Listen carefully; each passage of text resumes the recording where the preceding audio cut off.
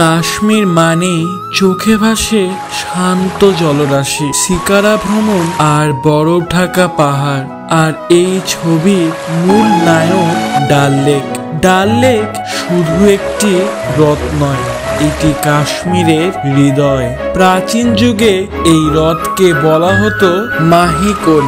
মুঘল সম্রাটদের সময় এই লেকের চারপাশে গড়ে ওঠে বিখ্যাত মুঘল গার্ডেন, যেমন নিশাতবাগ ও শালিমার বাগ।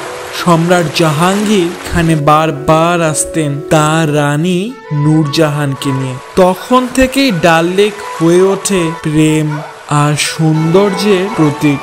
আজকের দিনে ডাল লেক কেবল পর্যটনের জন্য নয়, এখানকার মানুষের জীবনযাত্রার অংশ। হাউসবোট, শিকারা, যজমান বাজার সবকিছুই এই হ্রদের বুকে চলে। শীতকালে যখন বরফ জমে যায় তখন এক অন্যরকম অভিজ্ঞতা হয়। এখানকার ডাল লেক কাশ্মীরি সংস্কৃতি ও অর্থনীতির মূল স্তম্ভ।